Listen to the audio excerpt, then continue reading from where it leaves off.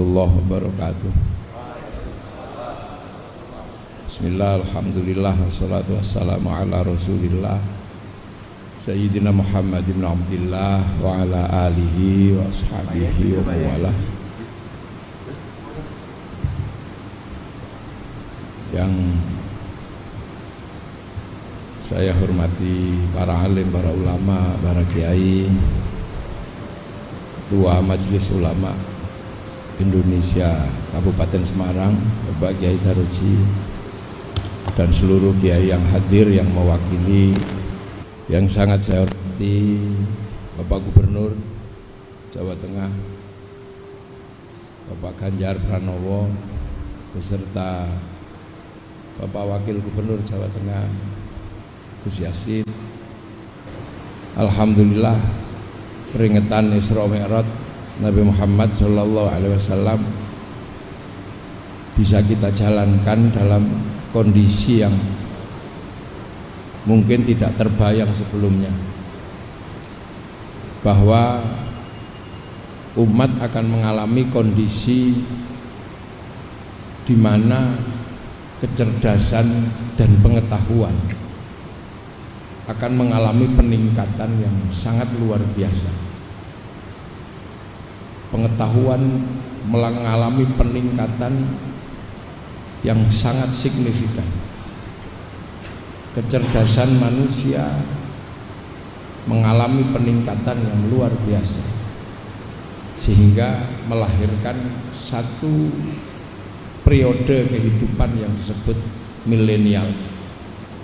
Dan milenial ini adalah mesin pembantai yang luar biasa terhadap hal-hal yang tadinya bersifat konvensional. Millennials killing everything. Milenial membunuh segalanya. Hal-hal yang bersifat konvensional habis dihajar sama milenial.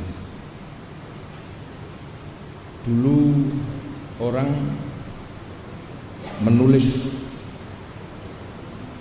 surat cinta oleh milenial, perangko dihabisi oleh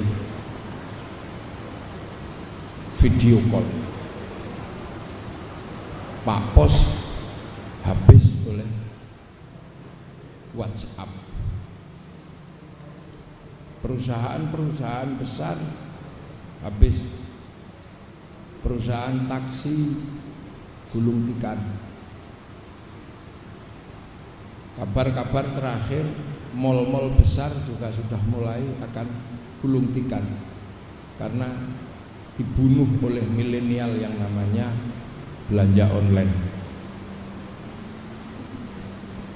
Dan sesuatu yang juga tidak kalah gamblingnya adalah nasib pendidikan. Di dunia milenial, seorang peserta didik bisa belajar tanpa harus mendatangi lembaga pendidikan. Ini adalah sebuah zaman yang percepatannya luar biasa. Nah, zaman ini sebenarnya adalah zaman yang berawal dari sebuah titik-titik yang sudah diberikan tanda oleh Allah. Titik-titik itu adalah satu titik yang akhirnya kemudian Rasulullah diperjalankan dari situ. Jadi titik-titik peradaban ini sudah ditandai oleh Allah. Maka perjalanan Isra Mi'raj Rasulullah sebenarnya adalah perjalanan melewati titik-titik peradaban yang sudah digambarkan oleh Allah. Apa? Yaitu titik minal masjidil haram ilal masjidil aqsa, yang dengan tegas disebutkan subhanalladzi asra bi 'abdihi lailam minal masjidil haram ilal masjidil aqsa alladzi barakna haulahu linuriyahu min ayatina innahu huwas samiul basir. Yang pertama disebut oleh Allah adalah Masjidil Haram. Masjidil Haram adalah sebuah sistem tanda yang sudah jauh sekali oleh Allah ditancapkan menjadi sebuah sistem tanda awal dengan disebut inna awwala baiti wudi'a lin-nasi lalladzi bi Bakkata mubarakah wa hudal lil alamin. Jadi rumah ibadah pertama, rumah pertama di muka bumi itu ya Masjidil Haram yang bertempat di Makkah. Kemudian tempat itu menjadi tempat yang barokah. Nah, barokah itu Allah yang akan mengukurnya. Karena itu tempat barokah, maka kemudian menjadi tempat yang Nabi Ibrahim menyandarkan seluruh keturunannya untuk berada di tempat itu, yang akhirnya disebut dalam Al-Quran ketika Nabi Ibrahim berdoa, Rabbana inni askantu min dzurriyyati biwadin ghairi dzi zar'in tapi inda baitikal muharram. Aku titipkan anak-anak turunanku pada tempat yang tidak ada apa-apa, tapi ini adalah baitikal muharram, awwala baiti wudi'a lin-nasi lalladzi bi Bakkata mubarakah. Artinya tempat ini adalah tempat yang sangat diberkahi. Maka karena itu tempat yang sangat diberkahi, walaupun ghairi dzi zar'in, tidak ada tanaman apapun, Nabi Ibrahim berani berdoa,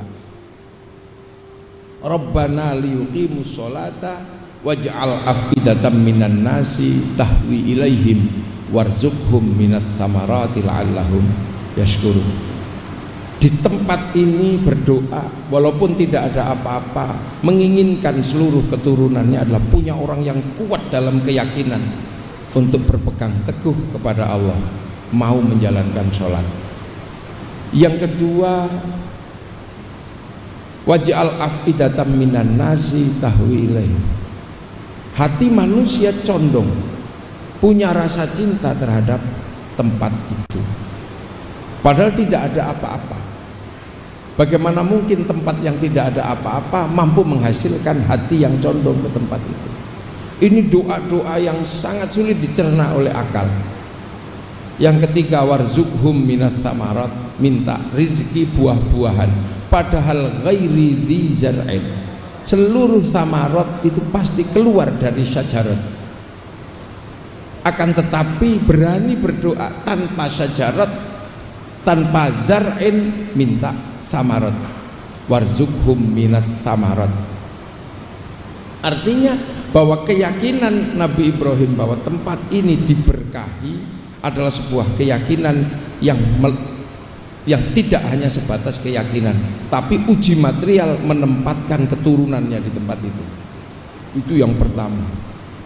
Dan akhirnya kemudian kita bisa melihat dari tempat itu lahirlah peradaban manusia yang sampai akhirnya berangkat dari situ lahir peradaban Islam di seluruh dunia. Dan kita bisa lihat sekarang peradaban muslim di seluruh dunia semua berangkat dari awwala baiti wudi'a lin-nasi lalladzi bi Bakkata mubarakah. Negara-negara yang jauh, bahkan kita yang di tempat yang demikian jauh yang namanya Nusantara, kita akhirnya tahwi ilaihim, punya kecenderungan kepada Makkah. Makanya di sini bahkan nama masjid banyak yang nama-nama menggunakan nama-nama bahasa Arab. Anak-anak kecil di pondok-pondok diajari bahasa Arab. Ini artinya apa? Bahwa tempat yang dulu tidak ada apa-apa, ghairi dzi zar'in, mampu menjadi guidance manusia di seluruh dunia, wa hudal lil alamin. Nah, yang kedua, di dalam Isra Mi'raj Rasulullah dihantarkan kepada Masjidil Aqsa alladzi barakna haulahu, yang diberkahi di sekitar Masjidil Aqsa. Dan dari Masjidil Aqsa lahir peradaban-peradaban besar. Peradaban dunia sekarang sebagian besar digerakkan oleh lahir dari Masjidil Aqsa. Suka tidak suka, Eropa digerakkan oleh peradaban yang beragama Yahudi dan Nasrani. Yahudi dan Nasrani membangun peradaban besar yang hari ini ada di Timur Tengah, ada di Eropa. Pusat agama Nasrani berangkat dari Masjidil Aqsa, walaupun sekarang pusat terbesarnya ada di Vatikan dengan pemimpin besarnya yang namanya Paus. Dan dari tradisi Nasrani lahir ilmuwan-ilmuwan besar dunia yang sekarang mempengaruhi kehidupan manusia di muka bumi. Barokah Masjidil Aqsa bisa kita rasakan walaupun berangkat dari agama yang di dalam Al-Quran disebut sebagai agama Nasrani dan agama Yahudi. Suka tidak suka, peradaban-peradaban di Eropa hari ini yang kita bisa nikmati tumbuh dari tradisi keberagamaan Yahudi. Sistem perbankan dunia yang sekarang bisa kita nikmati, yang tadi memberikan bantuan kepada pondok-pondok pesantren, adalah sebuah sistem keuangan dunia yang bangkit dari peradaban orang-orang Yahudi ketika dia membangun sebuah bank yang dikenal dengan Bank Devisa New York, yang akhirnya mengontrol seluruh sistem keuangan dunia yang namanya Wall Street yang ada di Amerika. Artinya barokna haulahu, ada keberkahan di sekitar Masjidil Aqsa hari ini. Peradaban besar dunia bangkit dari sana. Kaum muslimin bisa pergi haji karena naik pesawat terbang. Itu juga tumbuh dari peradaban yang dari Masjidil Aqsa. Orang-orang Yahudi, orang-orang Nasrani yang pinter-pinter di Timur Tengah mampu membuat teknologi pesawat terbang.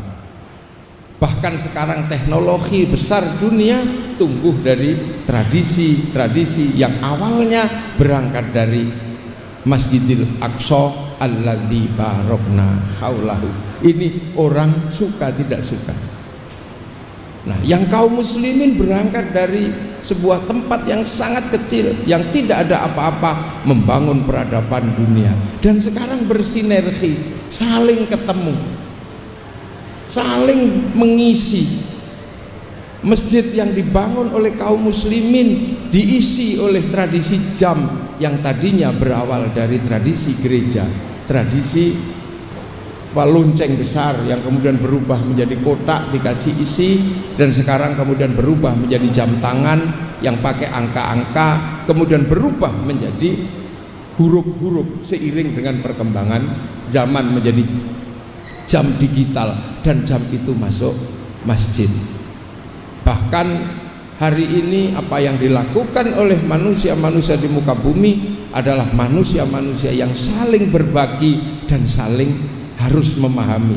Makanya kemudian ketika perjalanan manusia dari awal manusia oleh Allah disebut waja'alnakum syu'uban wa qabaila lita'arafu, harus saling pengertian. Karena sekarang apa yang disebut barokah Masjidil Haram, barokah Masjidil Aqsa bertemu dalam dunia yang sama dan saling berbagi dan saling mengerti. Ini hari ini sampai akhirnya kemudian perjalanan hidup manusia menemukan sebuah zaman yang kemudian dikenal dengan zaman milenial yang percepatannya luar biasa. Bahkan manusia mampu membuktikan keampuhan dan kekuatannya. Yang ketika malaikat pertama kali ketika manusia mau dibikin, malaikat sempat komplain, ataj'alu fiha may yufsidu fiha wa yasfiku dima. Apakah engkau akan menciptakan makhluk yang senangannya merusak dan menumpahkan darah? Karena malaikat ini statis. Malaikat melihat bahwa dunia itu harus berjalan sesuai dengan awalnya. Bambu ketika tumbuh harus mati sebagai bambu. Ketika hutan dibikin oleh Allah harus berakhir sebagai hutan. Tapi tidak bisa ketika ketemu manusia, karena manusia pasti merusak hutan. Karena kalau bikin rumah dari kayu pasti menebang pohon. Dalam pandangan malaikat itu merusak, tapi dalam pandangan kehidupan itu adalah bagian dari simbiosis yang tidak mungkin bisa ditiadakan. Manusia pasti akan merusak rumahnya yuyu, rumahnya apa? Yuyu itu apa bahasa Indonesianya? Rumahnya kepiting pasti akan merusak ketika mau bikin lapangan sepak bola, pasti menutup rumah yuyu itu. Manusia kalau mau bikin rumah pasti akan merusak gunung-gunung, karena manusia bikin rumah dari batu. Dan manusia pasti akan menumpahkan darah ketika manusia butuh protein, karena protein itu disiapkan di kambing. Kalau kambing tidak ditumpahkan darahnya, maka kambing tidak bisa dimakan oleh manusia. Dan setiap hari manusia menumpahkan darah ayam entah berapa juta liter setiap hari. Tapi di dalam pandangan malaikat yang statis itu adalah termasuk yufsidu fiha wa yasfikut dima. Sehingga kemudian manusia mengalami perputaran yang luar biasa. Manusia mengalami lompatan-lompatan kehidupan yang mungkin juga malaikat juga sangat malaikat juga mungkin ini ternyata yang disebut ahsani takwim, menunjukkan kekuatannya. Dulu ketika manusia sendiri dia cari makan, begitu cari makan dia capek, dia perintahkan anjing untuk mengejar makanannya. Begitu sudah capek manusia berhenti bercocok tanam. Ketika harus mengolah sawah manusia kelelahan, cari sapi untuk mengerjakan sawahnya. Sampai satu ketika akal manusia mampu membuat mesin, sehingga lahirlah traktor. Sapi pensiun, anjing berburu pensiun karena ketemu tembak. Bahkan jin-jin juga harus mengalami peristirahatan panjang karena sudah tidak lagi digunakan oleh manusia. Jin dulu yang punya tugas ngangkat-ngangkat barang berat, di zaman Nabi Sulaiman bikin bangunan, sekarang jin-jin yang bagian ngangkat berat sudah diganti kren sama traktor sama bulldozer. Jin harus pensiun. Dulu jin-jin yang bertempat pada pring petuk, yang kalau ada pembicaraan sesuatu harus mengalami negosiasi tertentu dengan jin-jin tertentu. Sekarang jin pring petuk pensiun karena sistem negosiasi manusia sudah lebih maju dan tidak lagi menggunakan pring petuk. Ini zaman akan terus berubah sampai akhirnya apa yang dulu hanya bisa dikerjakan oleh para wali, sekarang oleh anak milenial bisa dikerjakan dengan mudah. Dulu yang bisa berbicara dari jarak jauh, pertemuan dari jarak jauh, para wali hanya para wali yang bisa ketemu dari tempat sama sementara berada di tempat yang berbeda-beda. Wali Songo bisa rapat di Pamijahan, padahal para wali berada di rumahnya masing-masing. Sekarang yang penting punya kuota, bisa melakukan rapat dari jarak jauh. Dan ini zaman ini melakukan pergeseran yang luar biasa. Dulu yang bisa mencari barang hilang hanyalah para senayang yang mampu menggunakan piring, kemudian apa itu? Mirror on the wall gitu. Sekarang sudah kalah dengan CCTV. Manusia sampai pada satu titik di mana manusia bisa bertemu tanpa harus kemana-mana. Ini milenial, the real milenial, yang semuanya berangkat dari dua tempat yang sangat jauh, dari Makkah dan dari Masjidil Aqsa. Ini peradaban baru. Bahkan sekarang manusia bisa sambil tidur-tiduran bisa berjalan kemana-mana, sehingga Telkom kehilangan wartel. Dulu radio luar biasa Brahma Kumbara, sekarang hilang radio Brahma Kumbara karena orang bisa sambil tidur mampu melihat segalanya dari kamarnya. Anak-anak muda sekarang seperti zaman mudanya Pak Ganjar, nggak perlu harus ke sungai untuk melihat orang mandi. Sekarang dia dari dalam kamar mampu melihat yang mandi seperti apa, bisa dia dari dalam kamar. Yang penting punya kuota. Maka apa yang dulu disebut dunia dikontrol oleh dari satu titik, teknologinya pun bisa ditemukan. Maka ketika Rasulullah dulu ditanya tentang Masjidil Aqsa, Rasulullah tidak menjawab. Karena apa? Rasulullah tidak memperhatikan pintu, tidak memperhatikan jendela. Maka kemudian ketika Rasulullah ditanya sama orang Quraisy, "Ya Muhammad, Masjidil Aqsa pintunya berapa? Jendelanya berapa?" Maka malaikat kemudian menghadirkan gambar hidup kepada Rasulullah. Dan itu kalau sekarang yang dikenal dengan namanya siaran langsung. Semuanya sudah bisa diteknologikan, sehingga manusia tidak perlu kemana-mana. Dulu orang rindu pasti harus membayangkan surat, sekarang orang rindu tinggal buka video call. Ini peradaban manusia dan ini ketemu. Yang menyiapkan video call adalah WhatsApp, Yang menyiapkan ketemu dengan orang-orang lain adalah Facebook, dan Facebook serta WhatsApp miliknya Kun sama miliknya Mark Zuckerberg yang beragama, yang bersumber dari Masjidil Aqsa alladzi barokna haulahu. Bahkan ketika Raja Saud kedatangan tamu di mana seluruh kaum muslimin mendatangi Makkah, Raja Saud sadar betul tidak bisa menyambut tamu Allah dengan sempurna kalau hanya dengan tenda-tenda. Akhirnya Raja Saud menghadirkan seorang perempuan yang kemana-mana pakai celana pendek dan entah BH-nya tertata atau tidak, namanya Paris Hilton, untuk bikin penginapan persis di depan Masjidil Haram. Ketika orang-orang pergi haji minum air zam-zam kurang dingin, kurang enak, pemerintah Saud memanggil Pepsi, memanggil Coca-Cola, memanggil Sprite. Ketika daging unta sudah tidak mencukupi untuk dimakan seluruh tamu Allah, maka kemudian pemerintah Saudi yang jelas-jelas pemerintahan muslim berangkat dari awal baiti wudi alin nasi, memanggil McD, memanggil Kentucky, bahkan akhirnya kemudian alat transportasi memanggil Samyong dari Cina. Ini peradaban sudah mulai ketemu. Tidak harus kemana-mana, orang bisa ketemu. Tidak harus ke Afrika, orang bisa melihat Afrika. Cukup di dalam kamar. Makanya sesungguhnya ketika ada corona, di mana sebuah penyakit yang menghantui seluruh dunia ini terjadi, sesungguhnya corona tidak lain dan tidak bukan adalah finishing touch peradaban milenial.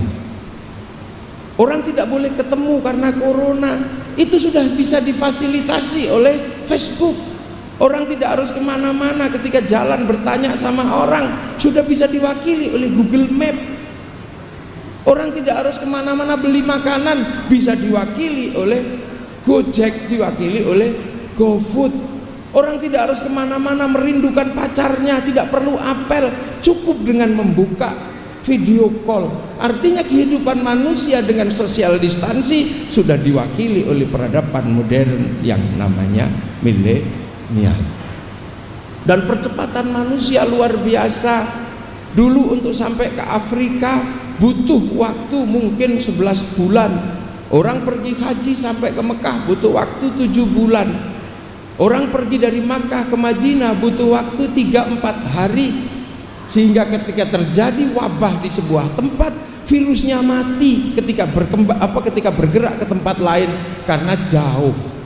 Virus yang hidup selama 24 jam sekalipun akan mati ketika dibawa oleh orang dari Surabaya ke Jogja, karena jalan kaki dari Surabaya ke Semarang.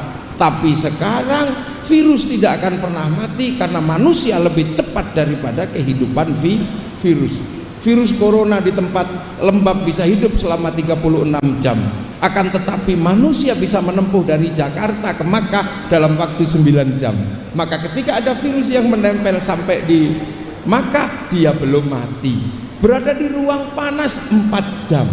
Surabaya Jogja pesawat cuma 1 jam. Surabaya Semarang 1 jam. Semarang Jakarta cuma 1 jam seperempat. Artinya virus itu belum mati. Maka dengan nalar manusia yang bergerak demikian cepat, maka ketika virus menjadi internasional, maka itu juga bukan sesuatu yang aneh. Jadi yang sekarang transnasional bukan cuman peradaban. Orang sepak bola di sini bisa langsung dilihat di Afrika. Maka jangan heran ketika transnasional pengetahuan, transnasional peradaban, transnasional informasi, maka jangan heran kalau kemudian ada virus yang berskala transnasional. Ini yang kadang kita nggak bisa terima. Itu tadi yang disurvei oleh Pak Ganjar adalah orang-orang yang ketutup transnasional tapi pikirannya regional. Jadi seolah-olah virus ini adalah sesuatu yang bersifat regional. Makanya tidak heran kalau kemudian ketika ada vaksinasi, dia juga tetap berpikir ini regional. Kita ini sebentar lagi dunia akan sambat sama WHO. Ketika hari ini WHO sudah tidak lagi bisa mengkontrol vaksin. Kenapa? Hanya negara-negara kaya yang diutamakan oleh pabrik-pabrik vaksin. sementara negara-negara miskin nggak kebagian.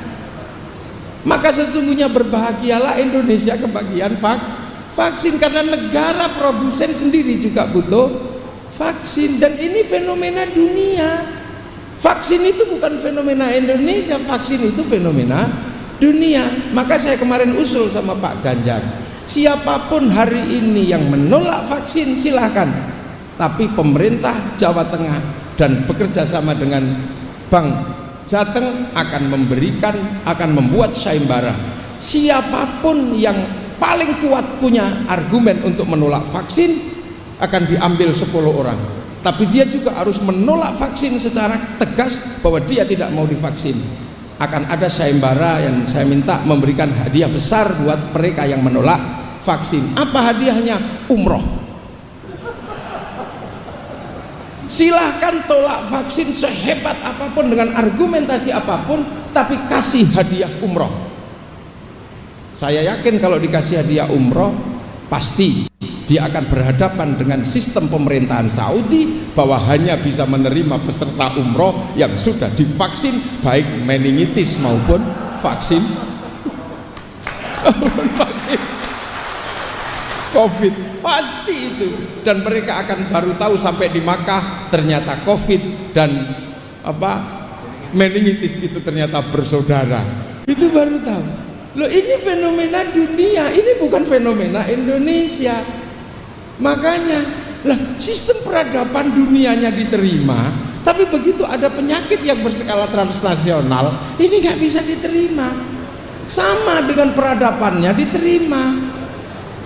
Sama dengan peradaban ini kita terima semua. Facebook kita terima, WhatsApp kita terima, peralatan rumah tangga dari Cina kita terima, dari negara-negara manapun kita terima sebagai bagian dari kehidupan masyarakat kekinian.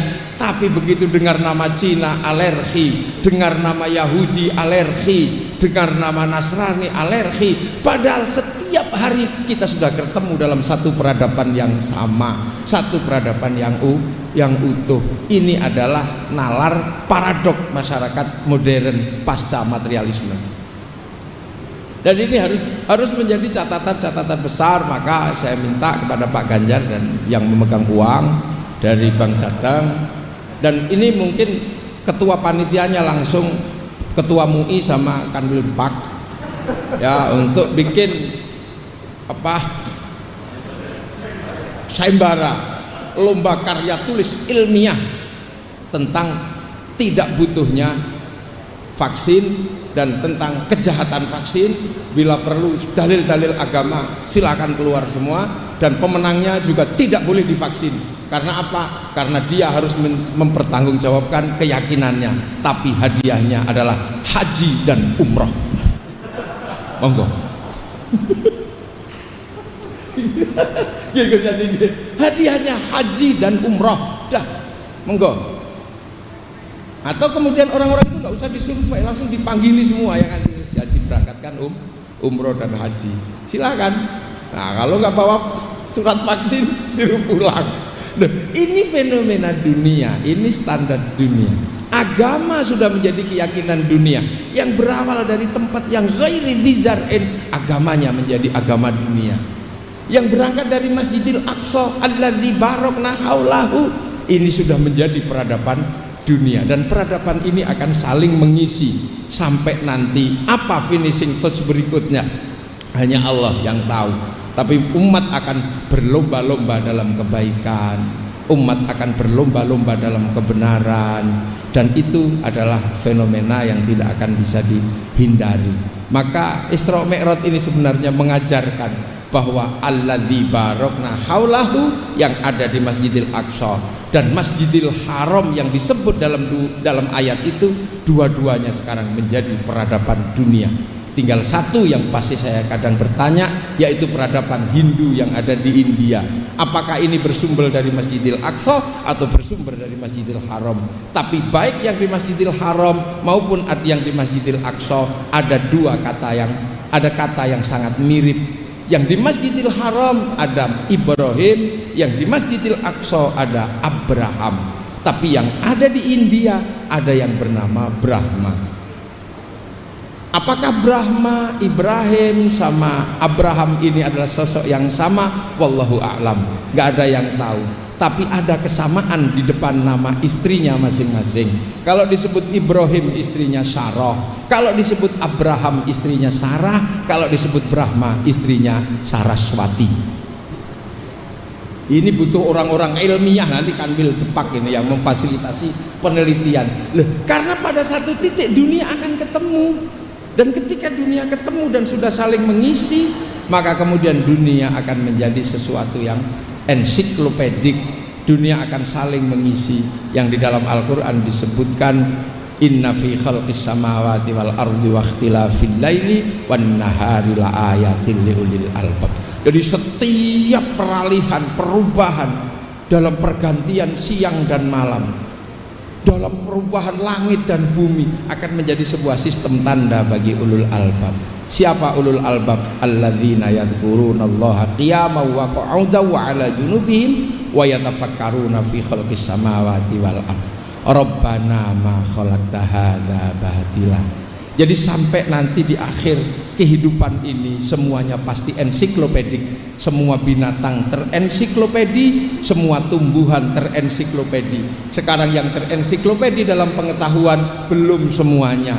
Makanya inilah yang membuat keyakinan oleh para kiai kiamat belum datang. Karena apa? Dunia belum ensiklopedik, dan ensiklopedi terakhir akan ada dari Indonesia. Kenapa? Karena ragam hayati terbanyak dari Indonesia, ragam nabati terbanyak dari Indonesia, ragam kehidupan terbanyak ada di Indonesia, bahkan ragam hantu terbanyak ada di Indonesia. Ini. Jadi kalau kehidupan itu nanti ensiklopedik, maka akan berakhir dari Indonesia. Dan itu berkali-kali disampaikan oleh Mbah Mun tentang Maroko, Marrakesh, Merauke. Itu berkali-kali Mbah Mun menyampaikan itu apanya Gus Yazid. Jadi ensiklopedik kehidupan terakhir itu nanti ada dari Indonesia. Ensiklopedi nyamuk terbanyak di Indonesia, ensiklopedi bambu terbanyak di Indonesia.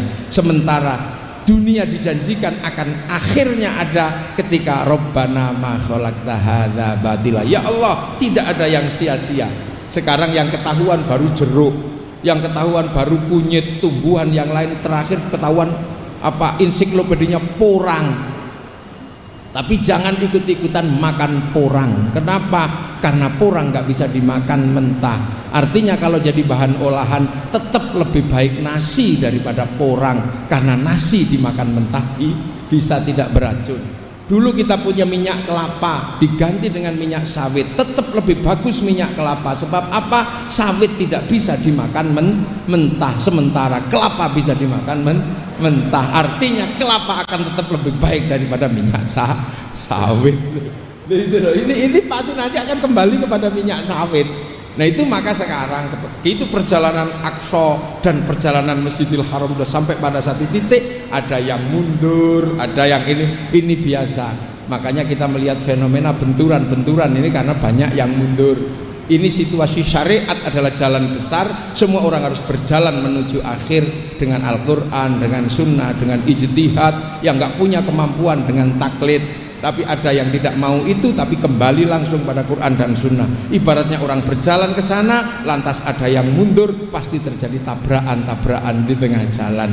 Makanya bagi yang tidak punya sangu, nggak usah kembali pada Quran dan Sunnah langsung, cukup taklid. Ibarat orang nggak punya uang, gandul truk untuk sampai di perjalanan terakhir. Jadi hikmah Islam ini ketemu ini semua.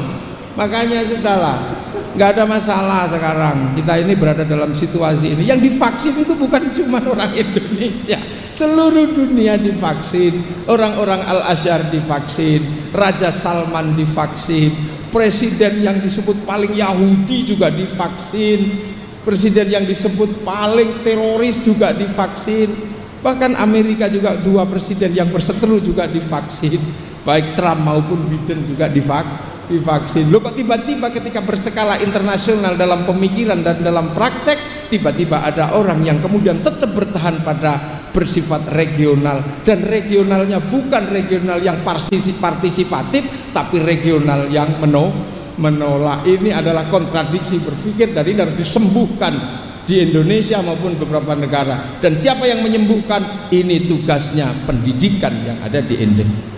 Indonesia, tugasnya para kiai. Maka untuk menyembuhkan ini sudah betul kalau kemudian pesantren dikasih insentif, dikasih bantuan, karena di tangan beliau-beliau inilah nasib manusia yang akhirnya akan menentukan bahwa kehidupan ke depan adalah kehidupan yang terbuka, kehidupan yang saling mengerti, kehidupan yang saling memahami. Wallahul muwaffiq ila aqwamit thoriq. Assalamualaikum warahmatullahi wabarakatuh.